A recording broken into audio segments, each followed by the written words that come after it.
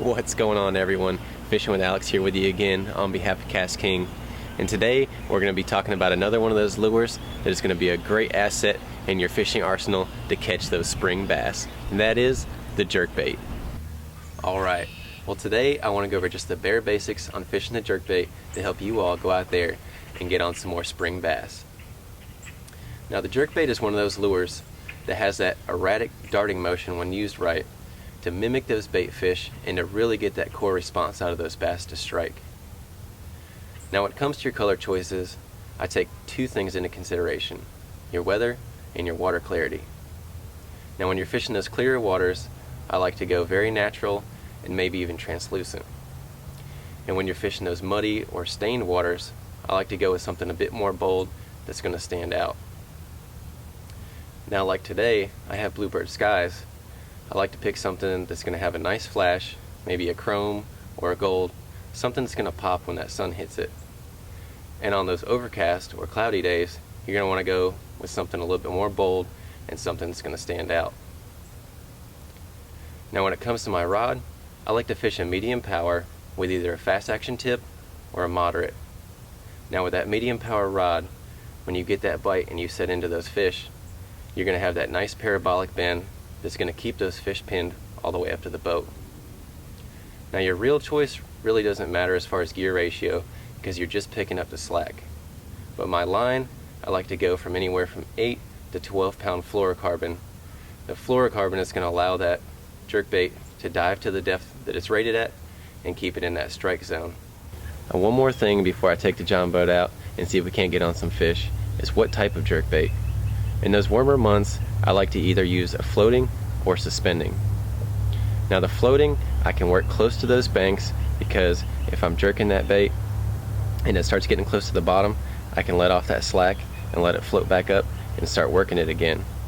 And if I need to, if the fish are pushed off a little bit, I can use those suspending jerkbaits to get down in the water column where I want and keep it in the strike zone. I'm going to get a couple jerkbaits tied on, I'm going to get the John boat ready, and I'm going to hit the water, see if we can't get on some fish. Alright guys, well I just got out here at the first spot. I'm going to be starting out today. I've got this smaller jerkbait. It's a lunker hunt. It's got a kind of a chrome and gold side. And I'm going to start working this jerkbait first to see if we can't pick up on a bite in these shallows. I feel like with these bluebird skies that nice flash should trigger a reaction bite. Now with this bait, I make a nice long cast with it. You're going to reel it down to the depth that it's rated at, and then you're going to start working that bait. Now the way that I like to do it is a pop, pop, pause, pop, pause. You're going to leave about 80% of your slack in your line, so when you get those pops, you're getting that real erratic darting motion, and that's what's going to trigger that core response in those fish to come up and slam that lure. Now, depending on the time of year and how active those fish are, is how long you want to wait between your pauses. Now when these fish start really getting active, you might only wait 1 to 2 seconds between your snaps, but in the winter time you may wait 15 to 20 seconds between your pops, and you might be popping it a little bit more subtle as opposed to when the fish are more active. You can really pop that bait and get it darting hard. And that's pretty much how you're going to do it. You just want to keep the same cadence, your pop, pop, pause, whatever you decide on. And you can also experiment, see what works for you, see how long those pause times are, and see what gets that bite. All right, guys, I'm gonna start working these shallows for a little bit. Waiting on my buddy Brandon to come down here, see if we can't get us a bite.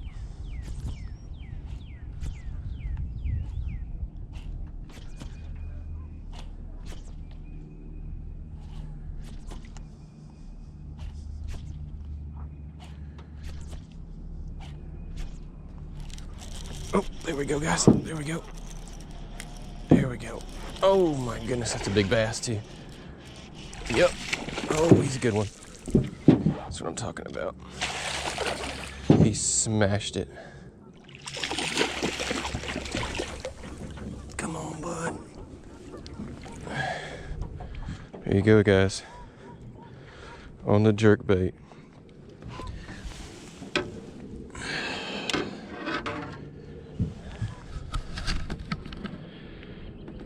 Absolutely choked it. It's probably 3.5, 4 pounds. At the belly. Demolished it. Started working that bait a little bit faster than what I started out with, and I guess the change in the cadence made all the difference. Massive though. Good fish. Alright guys, one last look. Monster. Kind of got him in the gill a little bit, so I want to get him back in the water fast. Absolute toad. Awesome. Whew, you can't beat that jerkbait bite.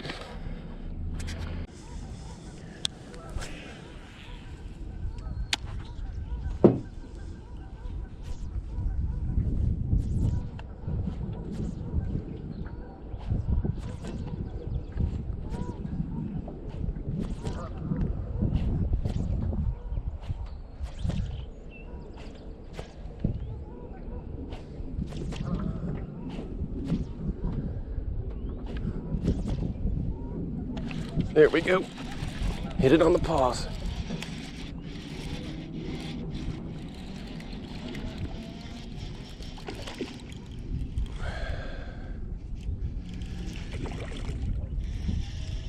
Yes, sir.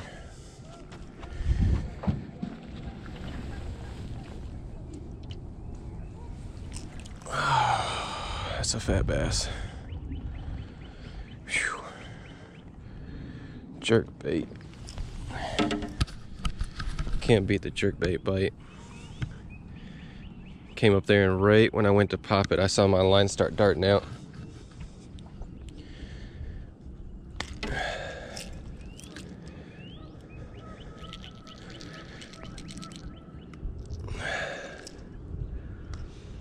Beautiful bass though. Here we go, guys. Probably 2.5, 3.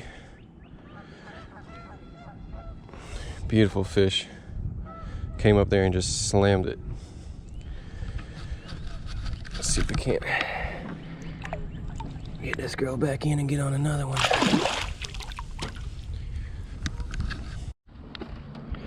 All right, well, we got this first couple, and Brandon just got down here. He's gonna be throwing a little jerkbait action as well, so we're gonna get back out here. Wind's picking up, it's getting a little choppy, but hopefully this bite stays on, and we'll get on a few more fish. All right, well, Brandon and I just got back over here, that spot where I got those other two, and we're gonna try to work this for a little bit longer.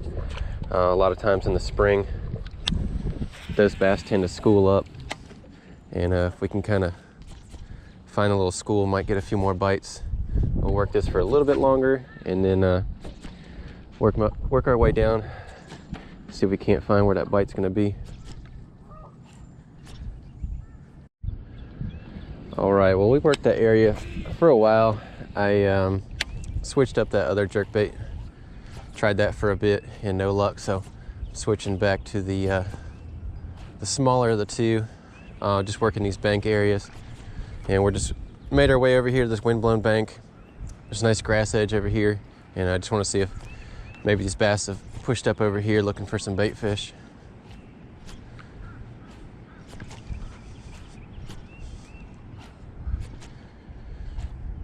No electronics on this boat, so we're going old school, trying to find them.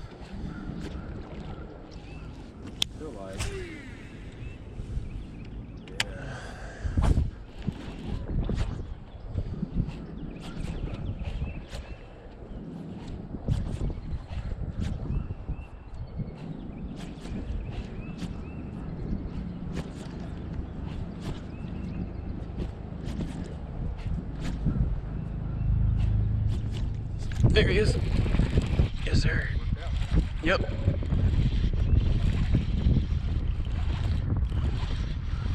Stay down. Got him in the corner of the mouth.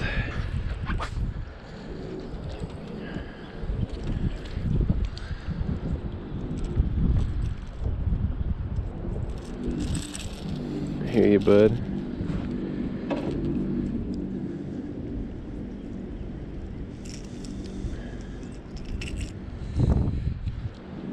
Not quite the size we're looking for, but we'll certainly take any fish. A little pounder. There we go. Kind of getting blown out by this wind, so just gonna play it by ear how long we're gonna be able to stay down here. My anchor's not even holding.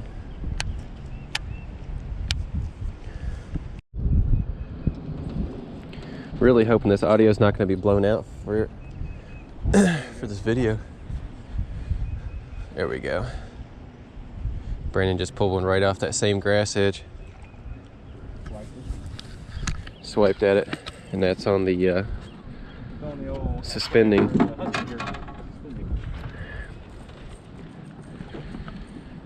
Yes, sir. Good deal. And Brandon works his jerkbait a little bit differently than I do. It's not you don't always have to have the same cadence. You can, switch it up, see what works for you. And we're throwing two different types of jerkbaits. He's throwing suspending, and I'm throwing a floating. There we go. Two different profiles. That's a good fish. Two different profiles, and both getting bit. This feels like a good one.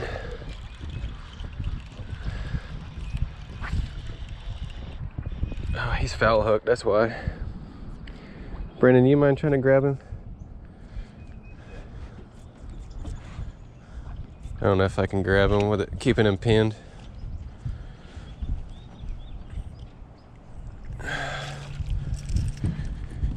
You guys can see, thank you. So he swiped at it. Kind of got him in the underbelly a bit. Probably slow it down. Yeah. I'm thinking we're going to use pop and pause it. Yep. And throw a pop. Brandon's got the right idea. He's talking about slowing it down a little bit because the way they're hitting these baits, they're more swiping at it, so they're not quite getting a chance to eat it. So we may need to slow down a little bit and see if they can really inhale that bait and get a good bite on it.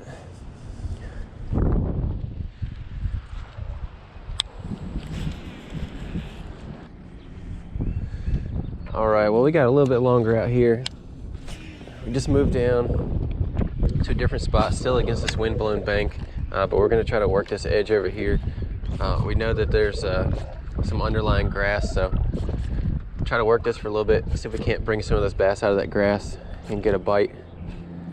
Then we're gonna call it a day. Got on some good fish with the jerkbait, and that's what I wanted to show you all.